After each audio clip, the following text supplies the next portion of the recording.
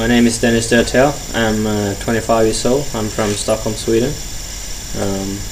I'm racing enduro this year for 23 degrees, supported with track bikes and fun parts. And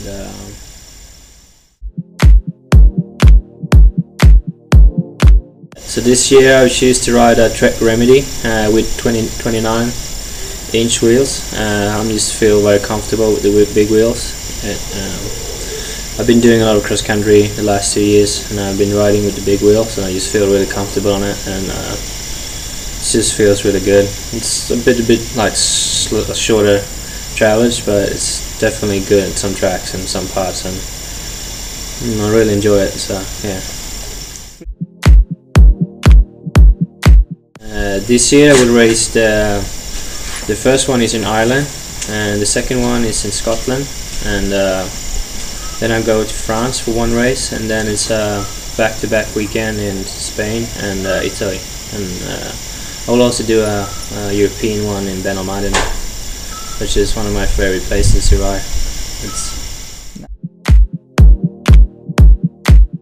My goals for this year is, I don't really know, because this is my first year racing enduro, so I don't really know. I just definitely want to be in the top 30, and I want to just have a good year and learn a lot and have a good experience. I don't really have any really goals this year. I just want to have fun and try to learn as much as possible to be a good enduro rider for maybe the next 5 years, and have a good career in enduro and mountain bike.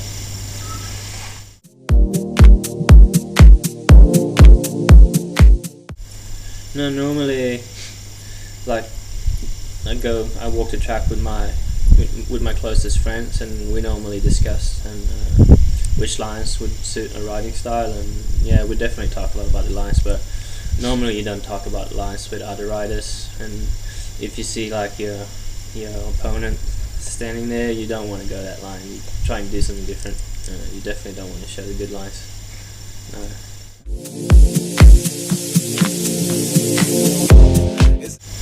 On normal days, it's a lot of riding for sure. Like racing enduro is it's long days. You need to be really fit, and you need to be putting in the hours. Like it's long days, like I said, and you for a weekend you maybe ride 10 hours. So you definitely need to go for some long rides and do a lot of riding. So I try to combine some really long rides with some more like powerful training, more like bit of gym, and also a bit of sprints and stuff to mix that up. But I also do a few cross country races too, and also do a few road races. I kind of got tired a bit of I don't know. It's just travel around the world, and you only got 5 minutes of riding towards the end, and if you have a bad day, it's all over in a couple of seconds. It's I don't know. I kind of like the concept of enduro when you have a whole weekend, or at least between 3 or 6 or 7 stages of riding. It makes it more interesting and more fun for me, because I don't know, I just had a problem to put everything on the line just for one race. I just wanted to go so fast, and it never really worked out for me. I think enduro would suit me better when you have a whole weekend of riding, and you can just have a good time with your friends and don't feel so serious. Just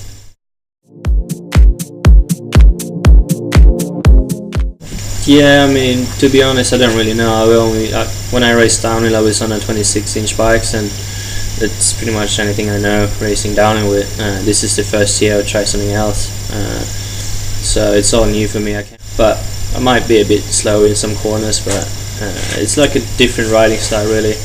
I don't know, it definitely suits me riding with the big wheels, so I feel really comfortable on it. Okay. It's a lonely night.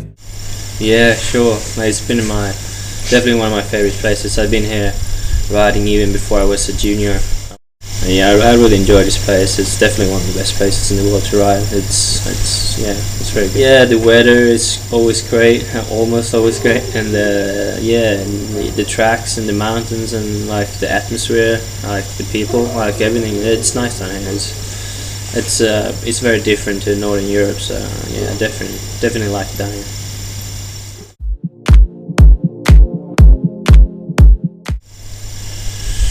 Yeah, I used to play a lot of ice hockey when I grew up. It's always been a part of my life playing ice hockey, and I had to choose between racing bikes or play ice hockey, and cycling, which is a bit closer to my heart, and the thing I choose. It's just been my dad. My dad has always been racing since I was a kid. I've been traveling around with him since I was a little kid. So it's been, I don't know, it's just felt more natural to ride bikes and play ice hockey, and I don't regret that. My free time? I don't really have any free time. No, I'm just joking. No, I mean, I ride bikes on my free time as well. Since I play some ice hockey as well. I do go snowboarding when I got the time for that. And, tough day at work, or you've been riding, you just go on the boat, do some fishing. That's definitely relaxing.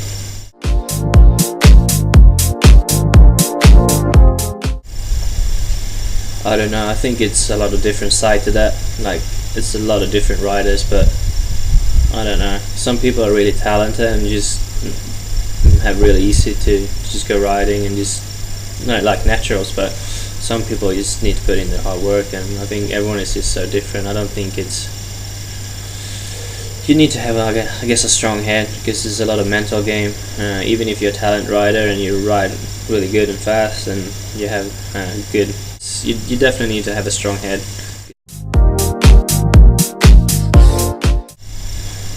I have so many great moments with bikes, but one of my best career highlights is definitely ending up fourth in Norway at the European Championships a few years back, and also my 18th qualification in the World Cup in Leogang. I was pretty stoked about that.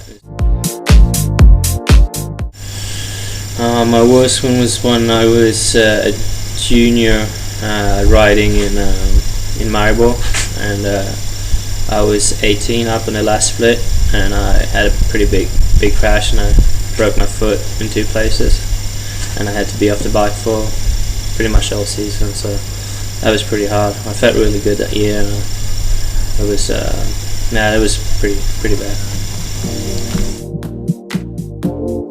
Everybody's happy. Been turning around, Para the Right Factory. See you. looking for a friendly light.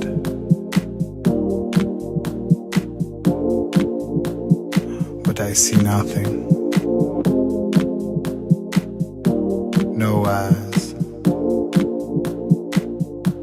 No eyes on